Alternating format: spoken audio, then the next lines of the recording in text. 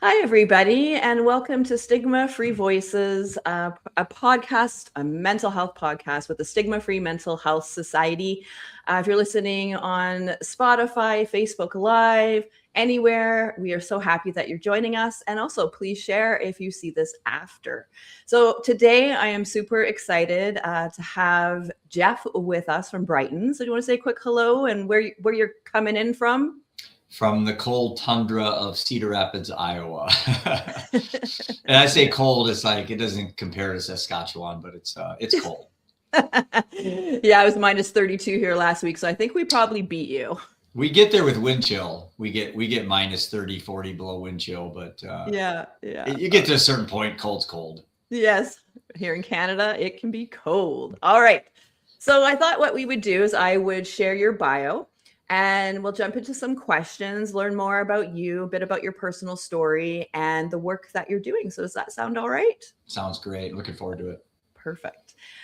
So Jeff Johnston is the founder and CEO of Brightn, a comprehensive mental wellness app that brings together health, wealth, and purpose through evidence-based AI support. His life was forever changed on October 4th, 2016, when his eldest son, Seth, died from fentanyl poisoning at age 23. Formerly a successful entrepreneur and financial advisor in Iowa, Jeff stepped away from his career to become a vocal advocate for substance use and awareness and mental health. So he began speaking in schools, joined the board of a local treatment facility, and launched the Living Undeterred Project in 2020 to confront stigma and also addiction. And that same year, he authored This One's For You and launched the Living Undeterred Podcast. In 2021, Jeff lost his wife, Prudence, to alcoholism. Driven to create meaningful change, he completed a 95-day nationwide tour in 2022 and is now building Brightn to help others live with greater resilience and purpose. So thank you so much for being so vulnerable and sharing that in your bio. And I'm really, really moved and inspired by the work that you're doing. And I'm so glad that we met at the New York Summit for the Real Mental Health Foundation. So let's get going. Okay. Yeah. Thanks. Yeah. So your life has really been shaped by profound loss. And how has that experience changed the way you understand mental health, not just clinically, but as a human? Well, my story is my story, but everyone has loss. You live long enough and the math says people around you are going to start dying. You just don't expect your children to go first. And that's really, I think the unfortunate aspect of my story, as I say, is that it involved the loss of our oldest son first. I still don't like the word tragic just because it was preventable. Tragedy to me is a baby dying in a car wreck, or your grandpa getting Alzheimer's, or your mom getting breast cancer. Losing a loved one to mental, I would say substance abuse primarily and addiction, is unfortunate and unnecessary. And I thought it was ironic. I have to say this, in our ecosystem, we don't use the word mental health. And again, we use mental wellness, because I think if you want to start with breaking stigma, we need to start with the words we use. Even people who use our app, we don't call them users, we call them thrivers, because I detest the word user for obvious reasons. So I think, from a subtle perspective, the first thing we can do as advocates is start being a little more careful in the words that we choose. I know the suicide industry's talked about committing suicide. They don't say that anymore. They say, completed, or there's different terms. And, I think there's nuances here that if we want to become vulnerable and have these conversations, I think it's important that we respect each other's positions as well. And if somebody wants to say a certain thing, then respect it, but maybe look at how we handle these conversations and the words that we use, I think, are important. So part of my advocacy is just taking a fresh new approach at how we look at this stuff and stop pathologizing all these normal human emotions that keep us from being AI and androids and cyborgs and computers. You can't be sad anymore. You have to be depressed. You can't be excited. You have to have anxiety. I just think there's a problem with that. And I think if the evidence showed that everybody was doing better, then I would say, hey, let's keep doing this. But the challenge is that things aren't getting better. Right. Is that a cat in the background? It is. I love it. I leave my door open because I have 3 of them, and and they are, they're my friends, and they're part of my story. So if he jumps in my lap, I'll have him wave at you. So yeah, I would love that. I have 4 dogs. One of them is sitting in a bed beside me right now, but she's pretty quiet. The 4 other dogs, awesome. Yeah. We have 3 cats and 2 dogs. So yeah, love pets. Mm-hmm. Okay. All right. Well, thank you for sharing that. And I know you often talk about upstream mental health or wellness. So what does that mean in plain terms? And why do you believe prevention deserves more attention than it currently gets? Great question. I could take the rest of this conversation and just talk on this topic. When I got thrust into what I call mental wellness advocacy, it wasn't out of my desire to become an advocate. It was burying half my family, then almost my family burying me. I looked at the current system, and what I witnessed, and again, this is just my observation, was that it was a very symptom-based, episodic-based ecosystem. In other words, we'll wait for you to have a problem, then we'll come rushing in to help you. And, that's great as long as you don't have problems. But the reality is we're human. We have problems. And I started looking at my son and his struggle with Adderall and all the issues he went through. And then my wife, when she died, she had 12 prescription bottles next to her bed, or hidden around her room, let's say. So I started looking at the current system. I thought, well, what could have been different, or what could I have done as a dad and a husband to possibly extended their life or, kept them from dying? And the obvious road for me was to move further upstream. And what really caught my attention was when Desmond Tutu said so eloquently, we need to stop pulling people out of the river, and we need to move further upstream and find out why they're falling in. And that was really the moment I had my aha moment. When I saw that, I thought, yeah, that's my contribution. I want to bring to the table a solution to the problem from a love and abundance viewpoint versus fear and scarcity. So fear and scarcity is, hey, kids, don't do drugs, you'll die. Yeah. There's no hope in that story. Hope is, here's the life you can live if you eat healthy, sleep better, go to the gym, have healthy relationships, aren't toxic, don't poison your body and your mind. That's a love and an empathetic way to look at life. And I think going back to like Seth's situation, again, I can only use my situation as my lived experience, but there's many times that I said, do this or this will happen. Do this or this will happen. Like my wife, quit drinking or you'll lose the marriage, or quit drinking. And everything was predicated on trying to scare her and him to change behavior. Obviously that in my case didn't work out very well because they're both not here. So I thought, well, what motivates me the most, Jeff Johnston, when I need to pick me up? It's mainly somebody that says something encouraging to me or says something uplifting, not, hey, Jeff, if you don't do this, if you don't raise this much money, your startup's going to fail. That's not a positive mindset for me. So even though that's a true statement, I could also say, hey, if I help millions of people, my startup will be successful. It's the same. It's a reframing opportunity that we have as humanity. And I think that's my cat Shanks out there saying, welcome to everybody. Yeah, he's playing with a little hair thing, and I love it. It adds some spice to the podcast. It's good. Well, I will tell you, my dog Camus, which ironically we named after our favorite wine, which was more for entertainment than it was for therapy. Because obviously I was an alcoholic, or I guess your followers don't know that part of me, but I was an alcoholic, and my wife died from alcoholism. But my dog Camus was so empathetic to my pain. Like when I would start crying, he'd come across the room and he would put his head on my head, and he would start getting anxious, and I'd actually have to take him out of the room and say, I'm not done crying, dude, leave me alone. Let me sit, let me suffer. And we just don't look at those moments as, beneficial in a way that's, what's the word I'm looking for? There's a reason why source, God, power, whatever you believe in, gave us the ability to suffer. There's a reason why they gave us the ability to feel pain. It equals the amount of love that you have. So when I suffer, and I suffer intensely, it equals the love that I had towards Seth and Prudence. And so I don't hide from it anymore. I used to. Yeah. So I don't take any medication. I probably should.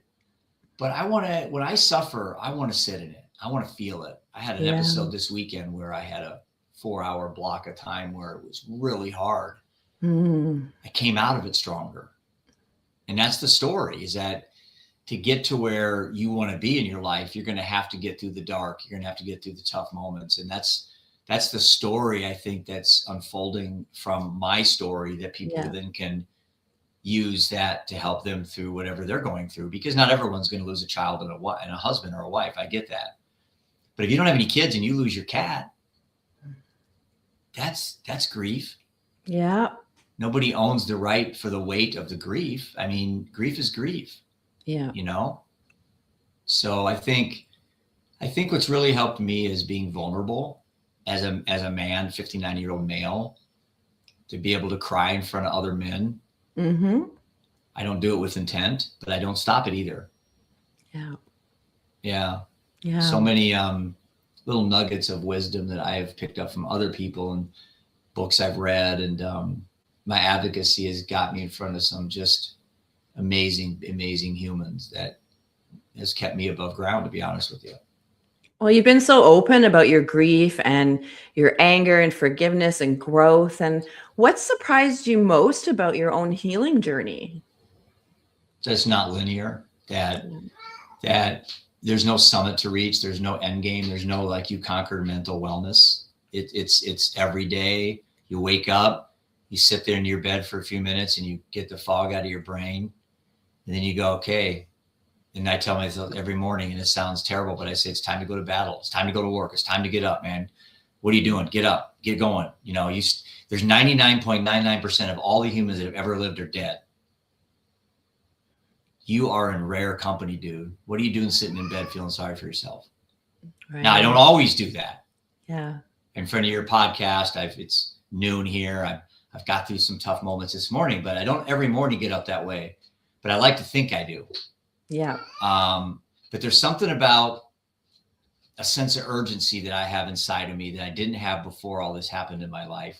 And that sense of urgency is 900 people die every day just in the United States. I don't know what the numbers are in Canada or other countries, but 900 people a day die in the United States from the deaths of despair, which are alcohol, overdose, and suicide. That is unacceptable to me. I will never be comfortable with that number, even if it drops to 500. Yeah. I know what it's like to get the call twice. And then my mom died right after my wife, three months later. So, but I'm sure you have people in your life that you've lost too. So it's like, I'm not trying to say that it's surprising when death shows up, because it's inevitable. Yeah. It's the way that we expect to always live forever. And we always expect to have time to say, hey, Andrea, I don't know if I say that wrong. Andrea or Andrea? Andrea, it's okay. Andrea, yeah. We always think we're going to have time to say, Andrea, I love you. Mm-hmm. Or Andrea, thank you so much for getting me on this podcast. You always think you have that opportunity. I know I don't. I know that this could be the last time you and I ever talk. Mm-hmm. And I need to understand and live in the moment and be very present. And so I think that's been a very part of my evolution is being a lot more present in the lives of people that I come into. Yeah, beautiful. Thank you so much. That's really meaningful to me, and I completely agree. And the struggle and the pain and the grief, it builds resilience in our heart and who we are as people. And yeah, I think we got to say whatever we got to say to ourselves for what works, right? And what gets us up, for sure. And I think too, even just labels like struggle and grief, again, we're trying to pathologize normal human experiences. Emotions, yeah. Right. It's the human experience, being alive, being that 0.0001% that's ever lived. That's part of the deal. You're going to have that gut feeling. You're going to lose that deal. You're going to have somebody lie to you. You're going to have a health scare. I mean, it's part of the deal. But we run through life just expecting it to be blissful and everyone is doing better than us. And I should be better and I should have more of this and more of that. And I'm like, you are so much better than most people that's ever lived because you're alive. Yeah. You have the gift of life. And, it's taken me 9 years to really understand that, because I wasn't this person before my son died. I was money hungry, narcissist, your typical alpha male that thought I was better than everybody else. And then death came in and said twice, we'll see how tough you are. We'll see what you're made of. And I think another way that keeps me going too is that the minute I stop talking about Seth and Prudence, then they truly die. And that's not going to happen on my watch. Yeah. Well, I appreciate how insightful and vulnerable you are. And I love how real you are. I think the ambassadors and allies of the Real Mental Health Foundation, we're all about being real. So yeah, this is valuable. And when it comes to asking for help, what have you learned about it, especially as a leader, a founder, a parent? So what is that for you? I don't like doing it. It's uncomfortable. It's shameful. It's embarrassing to have to ask for money, or to have to ask for a shoulder to cry on, to ask for understanding of a situation that someone else maybe understands better than me. It's, again, as an older male that grew up in the environment where you just got off your bike with a broken arm and you just kept biking. You fell out of the tree, you just got up and got back up. I mean, and that's the world I grew up in. And today, especially for the younger generation, that seems to me a little more sensitive, a little more easily hurt or offended. We just grew up in the tough it up world, in the 70s. Not saying it's better or different. I'm saying it's what framed and really has been my foundation for who I am today. Yeah. I'm not apologizing for it, but when you learn how to use what the earth has given you, your resources, to build and create and to explore, as you get older, and then life throws you these curveballs, it's not out of the ordinary for you to react this way. That's why I think a lot of people in my age bracket, although ironically, this probably is the highest suicide rate in America is white middle-aged men for a percentage of suicide. So on one hand, I'm complimenting how great my generation is, but we're also killing ourselves more than any generation, especially us white men. Yeah. So, there's a lot of moving parts. The human experience is hard. It's difficult. Men have different challenges than women do. Older adults, elders have harder issues with mobility and things like that than teenagers do. Mm-hmm. But there's one way that we can get, I kind of think of life as we're all in this boat. And I'm actually writing a book called The Upstream Mind, which you're the first podcast that I've talked about this, because I've tried to keep it in stealth mode, but I just ruined that. But I think of a boat going down the river of life, and we're all in it, 7 billion humans. Mm-hmm. There's a high probability we're not all oaring the same speed. There's a high probability we're not oaring the same depth. There's a high probability we're not oaring the same direction. But we all want to go the same place, right? We all want to get to that place where we have peace and joy in our life, and love and compassion and experiences. Some of us are rowing backwards, upside down, sideways, and it's like, how do you get everybody to get those oars in synchronicity, like the Roman boats you saw going across the ocean, and they're all just going in the same direction? In my mind, that's how I'm thinking about humanity and about mental wellness. It's like, how do this dad from Iowa, I'm not a genius. I never made honor roll in high school. I'm not overly intelligent, but to me, it's just common sense. We're all oaring as hard as we can, but we're not oaring in sync. So how do we do that? Mm-hmm. I don't know. That's what I have. I want to live to be 120. That's my goal. I'm 59. So I got a lot of years to figure this out. Yeah. And that's what excites me about this space. Mm-hmm. And that leads into Brightn, right? Like, tell me about your work. So the Brightn, 3 weeks after Seth died, people hear my story, they may say, well, geez, that's terrible. It's unfortunate.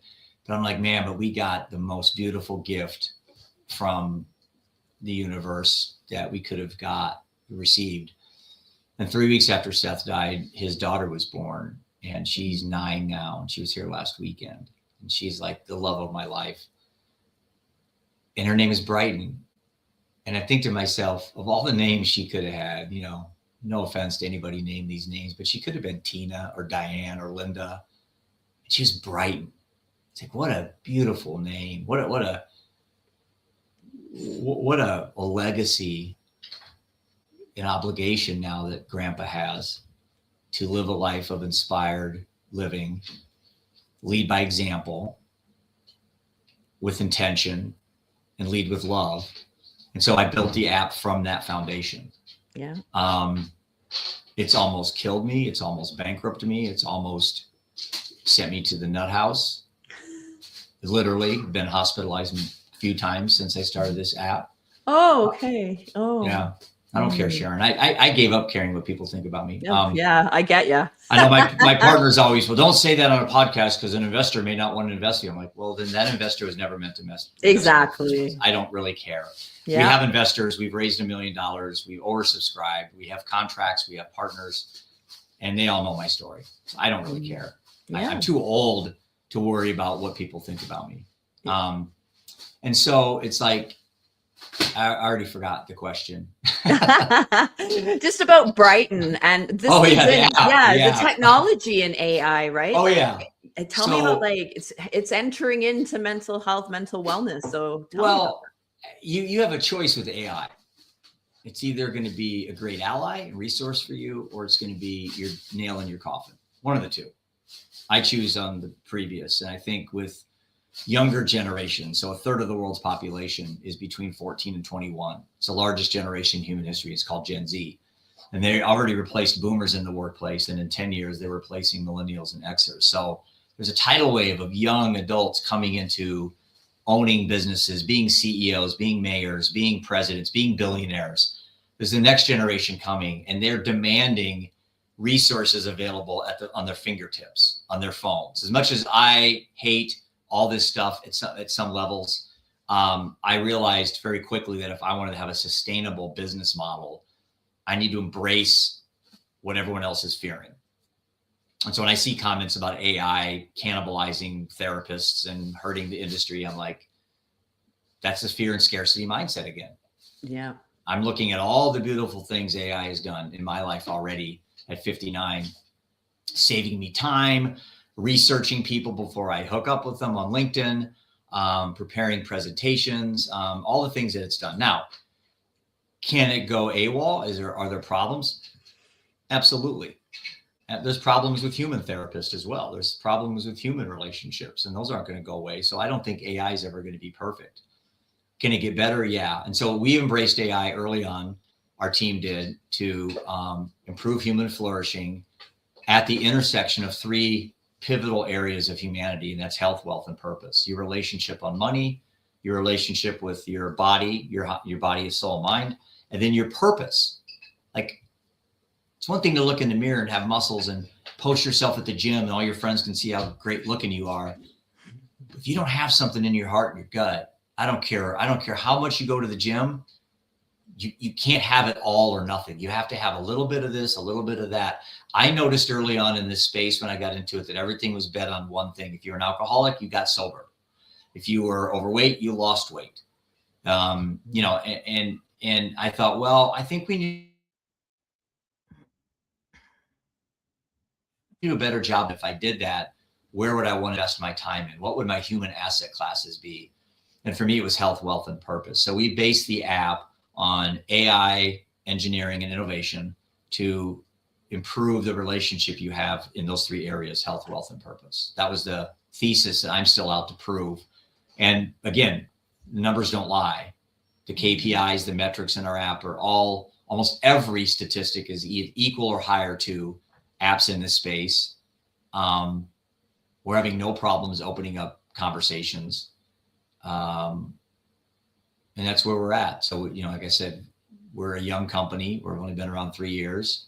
Mm-hmm. But I want to share with you a mindset that I got from Good to Great, which is a book that James Collins wrote that I just think is the greatest business book ever written. And He says, first of all, you have to have what's called a BHAG, big, hairy, audacious goal. Okay. So let's say your BHAG is to have 1 million subscribers or 10 million subscribers or whatever your big, just some goal that when you told somebody, they say, you're insane. That's called a BHAG. If you don't have it, then I don't know what you're doing. You're wasting time if your goals aren't so high that they're probably statistically unattainable. You want to have small goals along the way, the daily wins. My BHAG is to put Brightn in the hands of every human on the planet someday. Okay. It's an insane goal.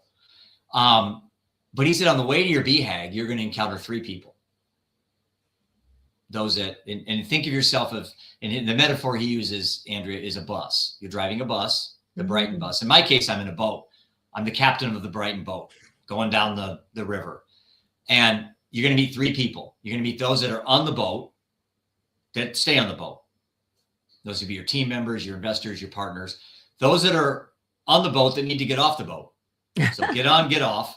And then those that just get out of the way, that aren't interested in what you're doing. They think you're going to make sense. They're not, but they can wave. They can certainly say, hey, good luck. Good luck. So 3 people, get on, get off, get out of the way. Everybody I meet. And you're on the bus, by the way. So there's, or the boat, I'm sorry. Plenty of room there's plenty of room on the boat. I'll give you an oar. And let's start oaring in synchronicity here. And let's start figuring out how we can sink this, right this sinking ship, that there's plenty of culpability to go around. I'm not blaming social media. I'm not blaming pharma. I made mistakes as a dad and as a husband that I paid the ultimate price for, that I've learned from immensely. But my mindset is, and I think everybody that has any audacious goal, you have to have that mindset, get on, get off, or get out of the way. Yeah. I really love that. I love it too. It makes so much sense, right? There's going to be people who support you, those who cheer you on from a distance, maybe those who are right there with you. So yeah, it's a really good metaphor. I love it for sure. Maybe it's a cruise ship or something. Yeah, that sounds. I'm picturing the oars. I'm like, that's kind of small. You need more people than that. Yeah, 7 billion aren't going to fit in a Viking oaring ship. But man, I have so much love in my heart. I'm so grateful. There's certain parts of my life I need to really work on. I don't have it all together as maybe I present when I talk to people. Yeah. There's things I need to work on to get me in a better position, but I've also given myself grace and mercy. And even though I'm an anxious, hyper, as we used to call each other when we were kids, spazzes, I'm a spaz. I need to sometimes just breathe and say, man, again, how many people on this planet, how many people not on this planet would love to switch? Like I tell people the other day, I was on a podcast and they were asking me about gratitude. And I said, think of it this way. You have your children and your spouse. Think of the worst fight you ever had with your child. Worst one you ever had. Mom, I hate you, slam the door, whatever. I can't have that with Seth. I can't have the worst moment that you can have. So even though you have bad moments, there's people like me that can't even have the opportunity to have a comeback on a moment like that, because I'll never have the opportunity for Seth to tell me that he's mad at me, or my wife to say she's mad at me.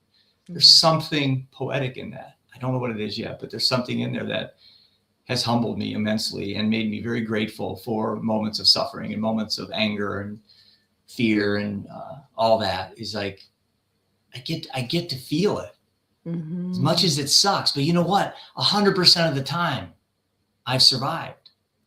Pretty damn good batting averages.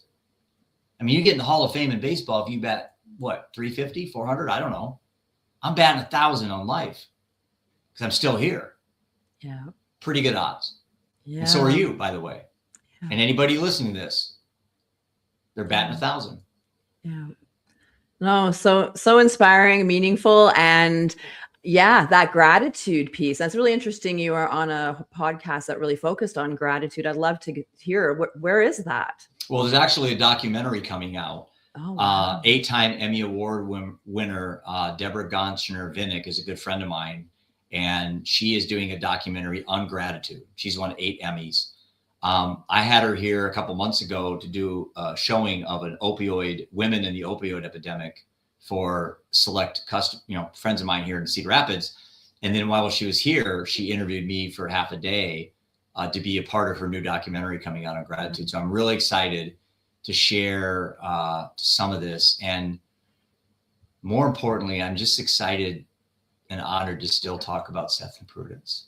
Just to have them still be alive in a sense, because, when I die and my books get put away and my podcast gets shut down and Brightn gets sold, what's going to happen to them? Mm-hmm. That part haunts me. Yeah. So I got to make sure that Brightn, the real Brightn, not the app, can understand the motivation and the intention but why Grandpa does this. And it's for her, every time I see her, every time I say, who loves you more than anybody in this world, Brightn? Seth, Dad. Yeah. Where's he live? In my heart. That's all we do. And then I go into my bedroom and I pick out 2 cologne bottles that I found when we were getting rid of his stuff. And I let her pick which one she wants to smell like, and I spray it all over and I send her off to school. And they must be like, man, Brightn, you're using your mom's cologne. And she's like, no, it's my dad's. And he's no longer here. And I'm like, and the teacher must say, wow, that's beautiful. So there's something going on. I'm a secularist. I'm agnostic. I don't really believe in all this stuff, but I do believe there's something going on inside of me. Mm-hmm. I don't know what it is. Can't put it out. The ember gets down to just barely burning sometimes. Yeah. And then when I lay on my back and I open my arms up and open my heart and I say, I'm this close to death, something happens. Mm-hmm. Something happens every time in my life when I've been just beaten down to the point where I don't have anything left.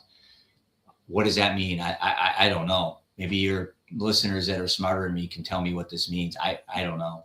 And I don't even really care because it keeps showing up whenever I need it. Yeah, exactly. And you don't need to question it, right? Right. Yeah. I'm just a curious natural skeptic. So I'm like, okay, will you just come in out of the clouds in a chariot and just introduce yourself maybe just to let me know what's going on? Yeah. In the meantime, I still show up every day. And I really, when you reached out to talk to me, I love being on these podcasts. I also like hosting my podcast because I like conversation. I think that's a big way that we can start, again, orienting ourselves in the right direction. Yeah. And community connection and being real with each other. Right. Mm-hmm. And that's just, it's beautiful. But thank you so much. I really enjoyed our conversation today. As we wrap up, I was wondering if you could share where people can find you and your work. I'm all over social media. So on LinkedIn, it's Brightn, BRIGHTN. It's right there. I'm right next to my name. We took the O out of Brightn's real name, so we kind of protected her a little bit. I'm on Facebook. I'm on Instagram. I'm on TikTok. I'm under Jeff Johnston as well. So LinkedIn, I have Brightn and Jeff Johnston. Facebook, I have Living Undeterred, Jeff Johnston, Brightn. And then our team is sending stuff out on TikTok and Instagram, which I'm not on much, but apparently people think I am because we post stuff every day. Yeah. I'm easy to find. My phone number is 319-899-3400. I have no problem. People DM me all over the world. They call me, they text me. I'm an open book.